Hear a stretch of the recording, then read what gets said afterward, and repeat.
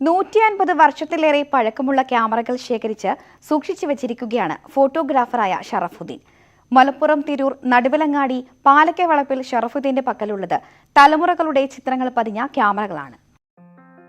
തിരൂരിലെ ഫോട്ടോഗ്രാഫർ നടുവിലങ്ങാടി പാലക്കവളപ്പിൽ ഷറഫുദ്ദീന്റെ ശേഖരത്തിലുള്ളത് 150 വർഷത്തിലേറെ പഴക്കമുള്ള ക്യാമറകളാണ്. 30 വർഷത്തോളമായി ഫോട്ടോഗ്രഫി രംഗത്ത് സജീവ സാന്നിധ്യമായ ഷറഫുദ്ദീന്റെ കുടുംബത്തിലെ 5 തലമുറയിൽപ്പെട്ട 40ഓളം പേരും ഫോട്ടോഗ്രാഫർമാരായിരുന്നു. ഷറഫുദ്ദീന്റെ മുത്തശ്ശനാണ് ജില്ലയിലെ ആദ്യത്തെ സ്റ്റുഡിയോകളിലൊന്നായ റഹ്മാൻ സ്റ്റുഡിയോയുടെ സ്ഥാപകൻ. തുടർന്ന് പിതാവും സ്റ്റുഡിയോ നടത്തിയിരുന്നു. നിലവിൽ ഈ കുടുംബത്തിലെ അംഗങ്ങൾ 20ലേറെ സ്റ്റുഡിയോകളാണ് നാട്ടിലും വിദേശത്തുമായി നടത്തുന്നത്. ഇവരിൽ നിന്നെല്ലാം ശേഖരിച്ച ക്യാമറകളാണ് ഷറഫുദ്ദീന്റെ ശേഖരത്തിലുള്ളത്. 200 വർഷം പഴക്കമുള്ള ക്യാമറകൾ ഉണ്ടാവും. അതിലും അത്ര എനിക്കും അറിയുള്ളൂ. ബാപ്പ നമ്മളെ കയ്യിൽ ഏൽപ്പിച്ച സാധനമാണ്. പിന്നെ ലണ്ടനിൽ നിന്നൊക്കെ ക്യാമറ, ഈ മരത്തിൻ്റെ ക്യാമറ ഉണ്ട്, ഫീൽഡ് ബോഡി എന്ന് പറയും. മരത്തിൻ്റെ ക്യാമറ ഒക്കെ ലണ്ടനിൽ നിന്ന് കൊടുക്കുന്നുണ്ട്. ഞങ്ങളെ കേരളത്തിൽ നിന്ന് കൊടുക്കുന്ന ക്യാമറകളും ഉണ്ട്, പല ക്യാമറകളും ഉണ്ട്. ലണ്ടനിൽ നിന്നെത്തിച്ച പഴയ ഫീൽഡ് ബോഡി ക്യാമറകൾ തുടങ്ങി പഴയ കാലത്തെ പ്രതാപികളായിരുന്ന ഫെറനിയ, ഷുവർഷോട്ട്, ലൂബിടെൽ, റോളക്സ്, ഒളിമ്പിക്സ് തുടങ്ങിയവയെല്ലാം ഷറഫുദ്ദീന്റെ പക്കലുണ്ട്. ഷറഫുദ്ദീന്റെ ഈ ക്യാമറ പ്രേമത്തിന് പൂർണ്ണ പിന്തുണയുമായി ഭാര്യ നഫീസയും മക്കളും കൂടെയുണ്ട്. ന്യൂസ് 18 തിരൂർ. ഇരവികുളം ദേശീയോദ്യാനത്തിൽ ഓർക്കിഡ് വസന്തം. സിക്കിമിൽ നിന്ന് കൊണ്ടുവന്നതടക്കമുള്ള ഓർക്കിഡുകളും ഇരവികുളത്തെ ചോലവനത്തിൽ വളരുന്ന ഓർക്കിഡുകളുമാണ് സഞ്ചാരികൾക്കായി ഇവിടെ ഒരുക്കിയിരിക്കുന്നത്.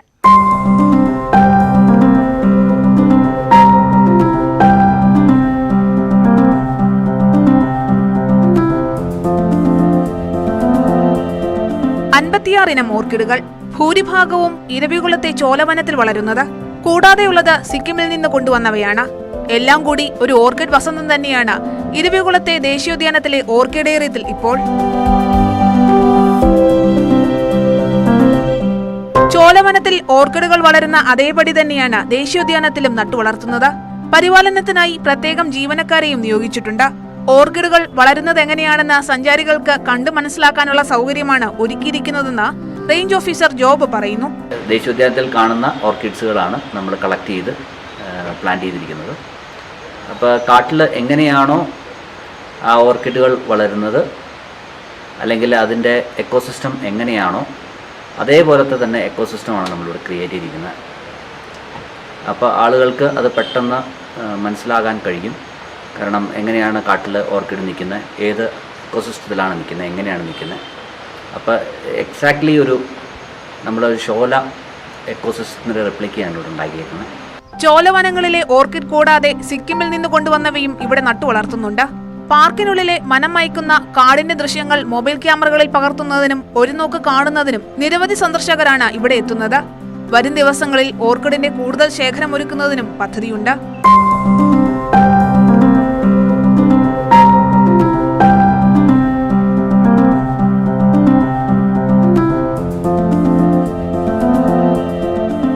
ന്യൂസ് 18 മൂന്നാർ.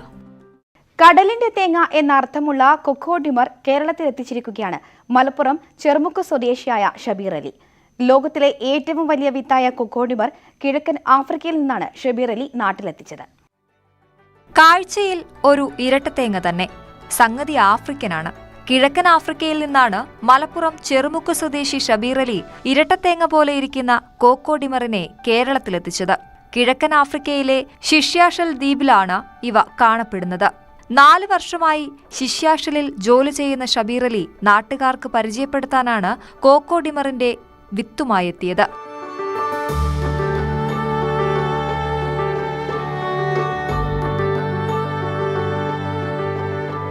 ഇതിന്റെ പ്രത്യേകത എന്താ വെച്ചാല് ആണും പെണ്ണും തൈകൾ വേറെ വേറെയാണ്. ആണ് വൃക്ഷം വേറെയാണ്, പെണ്ണ് വൃക്ഷം വേറെയാണ്. അങ്ങനെയാണ് ഇതിൻ്റെ ഇത് ആണിൻ്റെ ഇത് ഒരു നീളത്തിലുള്ള ഒരു ഇതാണ് ആണിൻ്റെത്. ഇത് പെണ്ണാണ്, പെണ്ണിനാണ് കൊക്കോഡിമറായിട്ട് വരുന്നത്. ഒരു വിത്തിന് 30 കിലോയോളം ഭാരം വരും. വർഷങ്ങളെടുത്താണ് ഓരോ മരവും കായ്ക്കുക. ഒരു മരത്തിൽ 50നോടടുത്ത് കോക്കോഡിമറുകൾ ഉണ്ടാകുമെന്നും ഷബീർ അലി പറയുന്നു. 100 വർഷം ആണ് ഇതിൻ്റെ മരത്തിൻ്റെ, ഞങ്ങളോട് പറഞ്ഞല്ലോ, മരത്തിൻ്റെ പിന്നെ ഒരു മൂക്കാനുള്ള സമയം. എന്നിട്ടാണ് കായ ഉണ്ടാവേണ്ടത്. കായ ഉണ്ടായി കഴിഞ്ഞാൽ 7 വർഷം എടുത്തിട്ടാണ് ഈ കായ മൂക്കാനുള്ള സമയം. ഈ കായ മൂക്കാനുള്ള സമയം. അപ്പോൾ ഒരു കായ ഉണ്ടായി കഴിഞ്ഞാൽ അതിന്മേൽ ഡേറ്റ് ഇട്ട് വെക്കും. ഡേറ്റ് ചെയ്ത് വെച്ചിട്ട് അതിന് പിന്നെ 7 വർഷം കഴിഞ്ഞിട്ടാണ് അത് എടുക്കുള്ളൂ. അത് എടുത്തു കഴിഞ്ഞിട്ട് ഇതുപോലെ ആക്കണം എന്നുണ്ടെങ്കിൽ അത് ഗവൺമെൻറ് കൊണ്ടുപോയിട്ട് ഇതിൻ്റെ സെൻറ്റർ ഇവിടെ പൊളിച്ച് കഴിഞ്ഞിട്ട് ഇതിൻ്റെ ഉള്ളിലെ കാര്യങ്ങളൊക്കെ റിമൂവ് ചെയ്ത് എന്തൊക്കെയോ ഒരു കെമിക്കലൊക്കെ ഇട്ട് വെച്ചിട്ട് ഒരിക്കലും മുളക്കൂല എന്ന് ഉറപ്പ് വരുത്തിയതിന് ശേഷമാണ് നമുക്ക് സുവനീറായിട്ട് ഈ പിന്നെ സർട്ടിഫിക്കറ്റ് ചെയ്തിട്ട് അത് വിൽക്കാൻ വേണ്ടിയിട്ട് വെക്കുള്ളൂ. കിഴക്കൻ ആഫ്രിക്കയിൽ പൂജകൾക്കായി ഈ ഇരട്ടത്തേങ്ങ ഉപയോഗിച്ചു വരുന്നുണ്ട്. കോക്കോഡിമർ സൂക്ഷിച്ചാൽ സമ്പത്ത് വർദ്ധിക്കുമെന്നാണ് അന്നാട്ടുകാരുടെ വിശ്വാസം. ഒരു വിത്ത് തേങ്ങയ്ക്ക് ഏകദേശം 60,000 രൂപ വരും. കേരളത്തിൽ കോക്കോഡിമർ കായ്ക്കുമോ എന്ന് പരീക്ഷിക്കാനാണ് ഷബീർ അലിയുടെ തീരുമാനം. ന്യൂസ് 18 തിരൂർ. ചിലവ് കുറഞ്ഞ രീതിയിൽ പ്ലാസ്റ്റിക് രഹിത കമ്മലുകൾ നിർമ്മിച്ച് വരുമാനമുണ്ടാക്കുകയാണ് +2 വിദ്യാർത്ഥിനി. അർച്ചനയുടെ കരവിരുതിൽ പേപ്പറും ക്ലേയും ആകർഷണീയമായ ആഭരണങ്ങളാകുകയാണ്.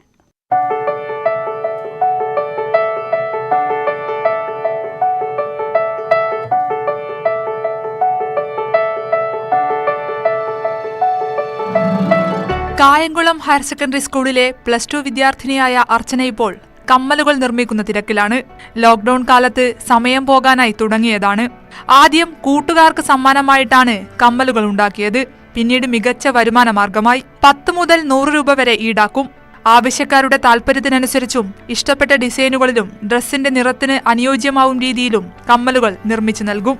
ഫെവിക്രിൽ, മോൾഡിറ്റ് ക്ലേയും ഫാബ്രിക് പെയിന്റുമാണ് ഉപയോഗിക്കുന്നത്. സമൂഹ മാധ്യമങ്ങളിലെ പ്രചരണമാണ് കച്ചവട സാധ്യത സൃഷ്ടിച്ചത്. എൻ്റെ ഫ്രണ്ടിൻ്റെ ബർത്ത്ഡേക്ക് വേണ്ടി ഗിഫ്റ്റ് കൊടുക്കാൻ വേണ്ടിയിട്ടാണ് ഞാൻ പേപ്പർ കമ്മൽ ഉണ്ടാക്കാമെന്ന് വിചാരിച്ചത്. അങ്ങനെ ഉണ്ടാക്കി അത് വാട്സപ്പിലും ഇൻസ്റ്റഗ്രാമിലും ഒക്കെ പോസ്റ്റ് ചെയ്തപ്പോൾ എനിക്ക് ഒരുപാട് പേര് ചോദിച്ചു ഇതുപോലെ ഉണ്ടാക്കി കൊടുക്കാമോ എന്നൊക്കെ ചോദിച്ചു. അപ്പം പിന്നെ എനിക്ക് തോന്നി എന്നാൽ അങ്ങനെ കുറേയും കൂടെ ഉണ്ടാക്കാം എന്ന് വിചാരിച്ചു. അങ്ങനെ കുറേ ഉണ്ടാക്കി ഇപ്പം എനിക്ക് നല്ല ഓർഡർ കിട്ടുന്നുണ്ട്. കമ്മൽ നിർമ്മാണത്തിന് പുറമെ വ്യത്യസ്തമായ 15ഓളം പ്ലാസ്റ്റിക് രഹിത കലാസൃഷ്ടികളാണ് അർച്ചന നിർമ്മിച്ചിട്ടുള്ളത്. 100ഓളം ബോട്ടിൽ ആർട്ട് വർക്കുകൾ, പ്ലാസ്റ്റർ ഓഫ് പാരീസ് കൊണ്ടുള്ള നിർമ്മിതികൾ, scrap book, explosion box, news paper ഉപയോഗിച്ച് പാവ നിർമ്മാണം, എംബ്രോയിഡറി വർക്കുകൾ, സാരി ആർട്ട്, പേപ്പർ കൊണ്ടുള്ള പൂക്കൾ നിർമ്മാണം എന്നിവയിലും അർച്ചന മികവ് പുലർത്തിയിട്ടുണ്ട്. ചിലവ് കുറഞ്ഞ രീതിയിൽ ആനയുടെ നെറ്റിപ്പട്ട നിർമ്മിക്കണമെന്ന സ്വപ്നം യാഥാർത്ഥ്യമാക്കുന്നതിന്റെ തിരക്കിലാണ് ഇപ്പോൾ ഈ +2 വിദ്യാർത്ഥിനി. ന്യൂസ് 18 കായംകുളം. കുഞ്ഞുപ്രായത്തിൽ തന്നെ ഇന്റർനാഷണൽ ബുക്ക് ഓഫ് റെക്കോർഡ്സ് അടക്കം 3 റെക്കോർഡുകൾ സ്വന്തമാക്കിയ ഒരു കൊച്ചുമിടുക്കിയുണ്ട് തിരുവനന്തപുരത്ത്. 3.5 വയസ്സുകാരിയായ ശിവന്യാണ് 195 രാജ്യങ്ങളുടെ തലസ്ഥാനങ്ങളുടെ പേരുകൾ 4 മിനിറ്റ് കൊണ്ട് പറഞ്ഞ് റെക്കോർഡുകൾ സ്വന്തമാക്കിയത്.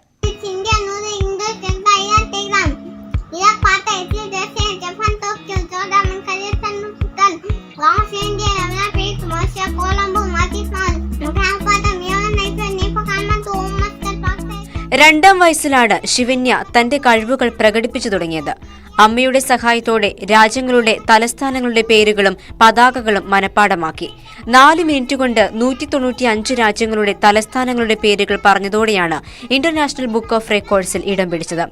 ഇന്ത്യൻ സംസ്ഥാനങ്ങളുടെ തലസ്ഥാനങ്ങളും വിവിധ പൂക്കളുടെ പേരുകളും പറഞ്ഞതോടെ 2.5 വയസ്സിൽ ഇന്ത്യ ബുക്ക് ഓഫ് റെക്കോർഡ്സും സ്വന്തമാക്കി. 1 മിനിറ്റ് 53 സെക്കൻഡ് കൊണ്ട് മലയാളത്തിലെ മുഴുവൻ അക്ഷരങ്ങളും എഴുതിയതിന് കലാംസ് വേൾഡ് റെക്കോർഡ്സ് നേട്ടവും ശിവന്യയെ തേടിയെത്തി. അങ്ങനെ 3.5 വയസ്സിനിടെ 3 റെക്കോർഡുകളാണ് ഈ കൊച്ചുമിടുക്കി സ്വന്തം പേരിൽ എഴുതിയത്.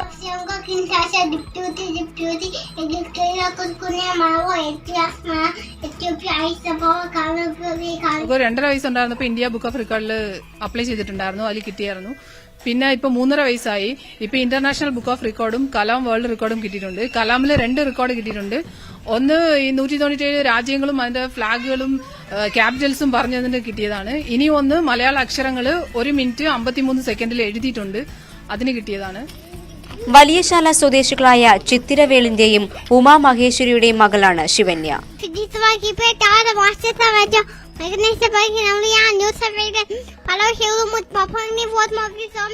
ന്യൂസ് 18 തിരുവനന്തപുരം.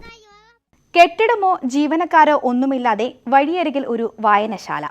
അറിവിന്റെ അലമാര എന്ന പേരിൽ കൊല്ലം കൊട്ടിയം ജംഗ്ഷനിലാണ് ഏറെ വ്യത്യസ്തമായ ഈ വായനശാല. എടുക്കുന്ന പുസ്തകങ്ങൾ തിരികെ വെക്കണമെന്ന് സംഘാടകർ നിർദ്ദേശിക്കും. പുസ്തകം മടക്കി നൽകിയില്ലെങ്കിലും പ്രത്യേകിച്ച് പരാതിയോ പരിഭവമോ ഇല്ല. വളഞ്ഞു പോകാതെ വായിച്ച് വിളയുന്ന പുതിയ തലമുറയെ സൃഷ്ടിക്കാനാണ് കൊട്ടിയം പൗരവേദിയുടെ ഈ ഉദ്യമം. കൊട്ടിയത്ത് റോഡരികിലെ ഈ അറിവിന്റെ അലമാരയിൽ നിന്ന് ആർക്കും പുസ്തകമെടുക്കാം. പഠനോപകരണങ്ങളും പഠന വിജ്ഞാന പുസ്തകങ്ങളും മറ്റ് ഗ്രന്ഥങ്ങളും ഇവിടേക്ക് സംഭാവന ചെയ്യുകയും ചെയ്യാം. പാഠ്യോപകരണങ്ങളും ഇവിടെ നോട്ട്ബുക്കുകളാകാം, പേന, പെൻസിൽ, ഇത്തരത്തിലുള്ള ഏത് സാധനങ്ങളും ഈ അലമാരയിൽ നിക്ഷേപിക്കാം. അത് ഏത് കുട്ടികൾക്ക് വേണമെങ്കിലും, അത് നിർധനരായിട്ടുള്ള ഏത് കുട്ടികൾക്ക് വേണമെങ്കിലും അത് സ്വന്തമാക്കാം. ഇതാണ് നമ്മളെ ആശയമെന്ന് പറയപ്പെടുന്നത്. പഠനോപകരണങ്ങളും പഠന പുസ്തകങ്ങളും പൊതുവിജ്ഞാനം നൽകുന്ന പുസ്തകങ്ങളും ആർക്കും സ്വന്തമാക്കാം. എന്നാൽ നോവൽ, കഥ, ജീവചരിത്രം, ആത്മകഥ, യാത്രാവിവരണം തുടങ്ങിയവ തിരികെ അലമാരയിൽ വെക്കണം. കുട്ടികൾക്കും മുതിർന്നവർക്കും ആവശ്യമുള്ള പുസ്തകങ്ങൾ രേഖപ്പെടുത്താനായി അലമാരയിൽ രജിസ്റ്റർ വെച്ചിട്ടുണ്ട്. അങ്ങനെയുള്ള പുസ്തകങ്ങൾ പൗരവേദി കണ്ടെത്തി നൽകും. കൊട്ടിയം പൗരവേദി സംഘടിപ്പിച്ച അക്ഷയപാത്രം ഞങ്ങൾ കുട്ടികൾക്കായാലും മുതിർന്നവർക്കായാലും ഒരുപാട് ഇത് നൽകുന്നു. കാരണം ഞങ്ങളെപ്പോലുള്ള കുട്ടികൾക്ക് വായിക്കാൻ ഒരു ലൈബ്രറി ഒന്നും ഇല്ലാതിരുന്ന ഈ സാഹചര്യത്തിൽ എന്തുകൊണ്ടും ഞങ്ങൾക്ക് കൊട്ടിയം പൗരവേദി ഒരുക്കിയിരിക്കുന്നത് വലിയൊരു കാര്യം തന്നെയാണ്. ധനമന്ത്രി KN ബാലഗോപാലാണ് അറിവിന്റെ അലമാര നാടിന് തുറന്നുകൊടുത്തത്. പ്ലസ് ടുവിനും മെഡിക്കൽ എഞ്ചിനീയറിംഗ് മത്സര പരീക്ഷകൾക്കുമുള്ള പുസ്തകങ്ങളും കമ്മ്യൂണിസ്റ്റ് മാനിഫെസ്റ്റോ, മഹാത്മാഗാന്ധിയുടെയും ഗൗരിയമ്മയുടെയും ആത്മകഥകൾ, ഡാർവിന്റെ പരിണാമം, അധ്യാത്മരാമായണം, വിങ്സ് ഓഫ് ഫയർ, കമല സുരയ്യയുടെയും വൈക്കം മുഹമ്മദ് ബഷീറിന്റെയും കൃതികൾ തുടങ്ങി നിരവധി പുസ്തകങ്ങൾ അലമാരയിലുണ്ട്. ഷിജു ചവറയ്ക്കൊപ്പം VV വിനോദ്, ന്യൂസ് 18 കൊല്ലം. താമരശ്ശേരിയിൽ തരിശായി കിടന്ന 5.5 ഏക്കർ വയലിൽ നെൽകൃഷി ഒരുക്കി ജനകീയ കൂട്ടായ്മ. രാരോത്ത് 11-ാം വാർഡിലാണ് സുഭിക്ഷ കേരളം പദ്ധതിയുടെ ഭാഗമായി നെല്ല് വിളയിക്കുന്നത്. സുഭിക്ഷം പദ്ധതിയുടെ ഭാഗമായി താമരശ്ശേരി ഗ്രാമപഞ്ചായത്ത് തെരഞ്ഞെടുത്ത വയലുകളിൽ ഒന്നാണിത്. കൃഷി ഇറക്കാനുള്ള നീക്കങ്ങളുമായി വാർഡ് മെമ്പർ നാട്ടുകാരെ സമീപിച്ചപ്പോൾ ആദ്യഘട്ടത്തിൽ പലരും പിന്തിരിഞ്ഞു നിന്നു. അന്യമാകുന്ന കാർഷിക സംസ്കാരം തിരിച്ചെത്തിക്കുന്നതിന്റെ ആവശ്യകത ബോധ്യപ്പെട്ടപ്പോഴാണ് കതിർ കൂട്ടായ്മ രംഗത്തെത്തിയത്. വിവിധ മേഖലയിലുള്ള 18 പേർ ചേർന്നാണ് കൂട്ടായ്മ രൂപീകരിച്ചത്. ഒരു യോഗം വിളിച്ചിട്ട് മെമ്പറും ഇവിടുത്തെ 1-2 ആൾക്കാരും വിളിച്ചു യോഗത്തിലേക്ക് വന്നപ്പോഴാണ് പറയുന്നത് നെൽകൃഷി കൂട്ടായ്മ താമരശ്ശേരി പഞ്ചായത്തിൽ നിന്ന് ഇങ്ങനെ ഒരു നമ്മളെ വാർഡ് തിരഞ്ഞെടുക്കപ്പെട്ടിട്ടുണ്ടെന്ന്. അങ്ങനെ ഞങ്ങളെല്ലാവരും കൂടി പിന്നെ ഒരു കൂട്ടായ്മയോട് കൂടി ഈ സംരംഭം മുന്നോട്ട് കൊണ്ടുവന്നിട്ടുണ്ട്. കൂടാതെ ഞങ്ങളെ കൂട്ടത്തിൽ തൊഴിലുറപ്പുകാരും ഞങ്ങൾ എല്ലാ സപ്പോർട്ടും ചെയ്തിട്ടുണ്ട് ഈ പ്രവർത്തനം മുന്നോട്ട് കൊണ്ടുപോകാനായിട്ട്. തൊഴിലുറപ്പ് പദ്ധതിയിൽ ഉൾപ്പെടുത്തിയാണ് നിലമൊരുക്കിയത്. ഞാറുനടിയിൽ ഉത്സവം ഗ്രാമപഞ്ചായത്ത് പ്രസിഡന്റ് KT അബ്ദുറഹ്മാൻ ഉദ്ഘാടനം ചെയ്തു. 3 വർഷത്തേക്കുള്ള പദ്ധതിയാണ് തയ്യാറാക്കിയത്. നെല്ല് കൊയ്തെടുത്താൽ ഇവിടെ പച്ചക്കറിയും മറ്റും കൃഷി ചെയ്യും. മറ്റു ജോലികൾക്ക് തടസ്സമാവാതെ കാർഷിക രംഗത്തും സജീവമാകാനാണ് കൂട്ടായ്മയുടെ തീരുമാനം. എല്ലാ ദിവസവും രാവിലെ 6 മണി മുതൽക്ക് പാടത്തിറങ്ങി 10-18 പേരുള്ള ഈ ഗ്രൂപ്പ് ഇതുവരെയുള്ള മുഴുവൻ ദിവസങ്ങളിലും ഈ പ്രവർത്തനം നടത്തുകയും അവസാനം മറ്റ് പ്രവർത്തനങ്ങൾക്ക് തൊഴിലുറപ്പ് പദ്ധതിയിൽപ്പെട്ടവരുടെ സഹായം കിട്ടുകയും അതിൻ്റെ അടിസ്ഥാനത്തിൽ ഇന്ന് ഇത് ഞാറുനടൽ ഉത്സവമായി മാറ്റാൻ കഴിയുകയും ചെയ്തിട്ടുണ്ട്. ഗ്രാമപഞ്ചായത്തും കൃഷിവകുപ്പും പൂർണ്ണ പിന്തുണയുമായി കൂടെയുണ്ട്. ഇതൊരു കൂട്ടായ്മ, രാഷ്ട്രീയ മത യാതൊരു കാഴ്ചപ്പാടില്ല, അതിനൊക്കെ അതീതമായി ഒരു കൂട്ടായ്മയാണ് ഈ കൃഷി നടത്തുന്നത്. ഇതിന് തയ്യാറായ ഇവിടുത്തെ യുവ കർഷകർ, അതുപോലെ തന്നെ പ്രായമുള്ള ആൾക്കാർ എല്ലാവരും വളരെ അഭിനന്ദനം അറിയിക്കുന്നുണ്ട്. കൃഷി assistant Vipin, panchayat vice president Khadeeja Sathar, block panchayat അംഗം KM അഷ്റഫ് തുടങ്ങിയവർ പങ്കെടുത്തു. ന്യൂസ് 18 താമരശ്ശേരി. കാസർഗോഡ് കൗവായി കായലിന്റെ വിനോദസഞ്ചാര സാധ്യതകൾ പ്രയോജനപ്പെടുത്തി കയാക്കിംഗ് ക്ലബ്ബുകൾ സജീവമാകുന്നു. സാഹസികതയും വിനോദവും ഒത്തുചേരുന്നു എന്നതാണ് കയാക്കിങ്ങിനെ ജനപ്രിയമാക്കുന്നത്.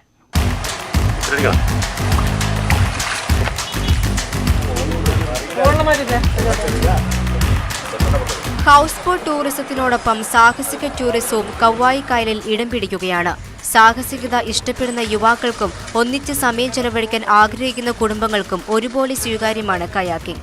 കൗവായി, ഉടുമ്പുംതല, ഇടയിലക്കാട്, കോട്ടപ്പുറം എന്നിവിടങ്ങളിലാണ് ഇപ്പോൾ കയാക്കിംഗ് സൗകര്യമുള്ളത്. രാവിലെ 6 മുതൽ വൈകിട്ട് 5 വരെയാണ് കയാക്കിന് സമയം അനുവദിച്ചിരിക്കുന്നത്. വളരെ ഭംഗിയേറിയ ഒരു സ്ഥലമാണ് ഈ ഇടയിലക്കാട്, ഈ ബണ്ട് പരിസരം. അത് വളരെ ഉപയോഗപ്പെടുത്താൻ പറ്റുന്ന ഒരു ഐറ്റമാണ് ഈ പറഞ്ഞ കയാക്കിങ്ങും, അതുപോലെ തന്നെ അതിൻ്റെ ഒന്നിച്ചുള്ള പെഡൽ ബോട്ടും. പെഡൽ ബോട്ടിനെ സംബന്ധിച്ചതെന്ന് വെച്ചാൽ ഒരു കുടുംബമായിട്ട് വരുന്നവർക്ക് പെഡൽ ബോട്ടിൽ ഈ കായൽ സൗന്ദര്യം ആസ്വദിക്കുന്നതിന് വേണ്ടി, ആവോളം ആസ്വദിക്കുന്നതിന് വേണ്ടിയുള്ള എല്ലാ സംവിധാനങ്ങളും അതിൻ്റെ സുരക്ഷാ മാനദണ്ഡങ്ങളും കാര്യങ്ങളും പാലിച്ചുകൊണ്ട് തന്നെ എല്ലാവിധ മുൻകരുതൽ കാര്യങ്ങൾ എടുത്തുകൊണ്ട് തന്നെയാണ് ഈ ഒരു സംരംഭം ഇവിടെ തുടങ്ങിയിരിക്കുന്നത്. ഒരാൾക്കും 2 ആൾക്കും തുഴയാവുന്ന കയാക്കുകളും പെഡൽ ബോട്ടുകളുമാണ് ഉള്ളത്. സേഫ്റ്റി ജാക്കറ്റുകൾ ഉൾപ്പെടെയുള്ള സുരക്ഷാ സംവിധാനങ്ങളും ഒരുക്കിയിട്ടുണ്ട്. ന്യൂസ് 18 തൃക്കരിപ്പൂർ. സൗന്ദര്യവൽക്കരണത്തിന്റെ പാഠങ്ങൾ പഠിപ്പിക്കുന്നതിനായി ദേശീയപാതയോരത്ത് പൂച്ചട്ടികൾ സ്ഥാപിച്ച് താമരശ്ശേരി UP സ്കൂൾ അധ്യാപകരും രക്ഷിതാക്കളും. സ്കൂളിന് സമീപത്തായി നടപ്പാതയിലെ കൈവരികളിൽ 100 പൂച്ചട്ടികളാണ് സ്ഥാപിച്ചത്. സ്കൂളിന്റെ 100ാം വാർഷികത്തിന്റെ ഭാഗമായിട്ടാണ് സൗന്ദര്യവൽക്കരണം. താമരശ്ശേരി ഗവൺമെന്റ് UP സ്കൂളിന്റെ 100ാം വാർഷികത്തിന്റെ ഭാഗമായി 100 കർമ്മ പദ്ധതികളാണ് നടപ്പിലാക്കുന്നത്. ഇതിൽ ഉൾപ്പെടുത്തിയാണ് സ്കൂളിന്റെ സൗന്ദര്യവൽക്കരണം നടപ്പിലാക്കുന്നത്. സ്കൂളിന് സമീപം ദേശീയപാതയോരത്തെ നടപ്പാതകളിലെ കൈവരികളിൽ 100 ചെടിച്ചട്ടികളാണ് അധ്യാപകരും PTA-യും ചേർന്ന് സ്ഥാപിച്ചത്. ഇതിന്റെ പരിപാലനവും അധ്യാപകർ തന്നെ ഏറ്റെടുത്തു.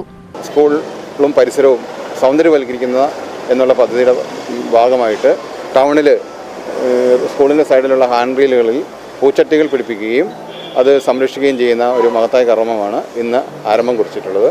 അത് ഉദ്ഘാടനം ചെയ്തത് ബഹുമാനപ്പെട്ട താമരശ്ശേരി പഞ്ചായത്ത് പ്രസിഡന്റാണ്. സ്കൂൾ പരിസരത്തെ സൗന്ദര്യവൽക്കരണം വിദ്യാർത്ഥികൾക്ക് മാനസിക ഉല്ലാസം നൽകുമെന്നാണ് അധ്യാപകരുടെ പ്രതീക്ഷ. അധ്യാപകർ തുടങ്ങിവെച്ച സൗന്ദര്യവൽക്കരണം വ്യാപാരികളും പൊതുസമൂഹവും ഏറ്റെടുത്താൽ താമരശ്ശേരി ടൗണിന്റെ സൗന്ദര്യവൽക്കരണം പൂർണ്ണമാകും. ഇതിന് ഗ്രാമപഞ്ചായത്ത് അധികൃതർ മുന്നിട്ടിറങ്ങണമെന്നാണ് അധ്യാപകർ മുന്നോട്ട് വയ്ക്കുന്ന നിർദ്ദേശം. ന്യൂസ് 18 താമരശ്ശേരി. ഭക്ഷണം പാഴാക്കി കളയുന്നവരുടെ ഇടയിൽ കൃഷിയിടങ്ങളിലെ അധ്വാനം ഓർമ്മപ്പെടുത്തി അച്ചു എന്ന ഹ്രസ്വചിത്രം. അന്നത്തിന് വകയില്ലാതെ നിരവധി പേർ പ്രയാസപ്പെടുമ്പോൾ കുഴിച്ചുമൂടുന്ന ആഹാരത്തിന്റെ മൂല്യവും അധ്വാനവുമാണ് ചിത്രം ചർച്ചയാക്കുന്നത്. കൃഷി ഓഫീസർ കൂടിയായ ജയൻ മുതുകുളമാണ് ചിത്രത്തിന്റെ സംവിധാനം.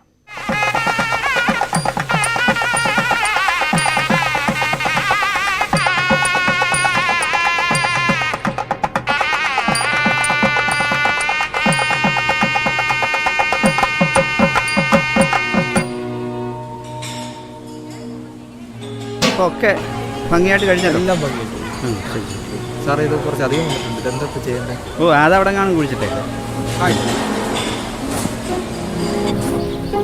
ലോകത്ത് ഇന്നും ഒരു നേരത്തെ ഭക്ഷണത്തിനായി അനവധി പേർ ബുദ്ധിമുട്ടുമ്പോഴും ഭക്ഷണം പാഴാക്കുന്ന പ്രവണത നാട്ടിൽ വർദ്ധിക്കുകയാണ്. എന്നാൽ ഇതിനായി കർഷകൻ നടത്തുന്ന അധ്വാനം വിസ്മരിക്കപ്പെടുന്നു.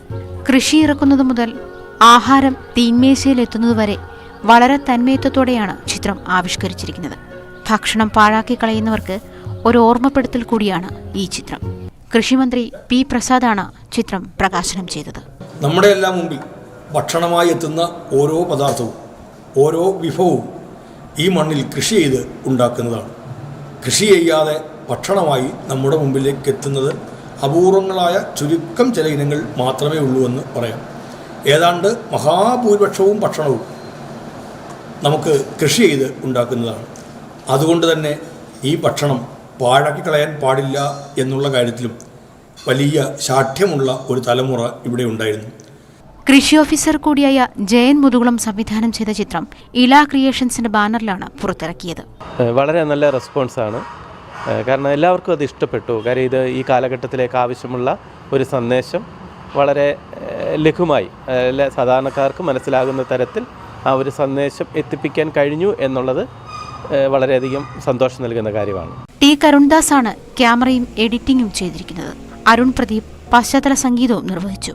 10 മിനിറ്റോളം ദൈർഘ്യമുള്ള ചിത്രം ഇതിനോടകം ആയിരക്കണക്കിന് ആളുകളാണ് കണ്ടത്.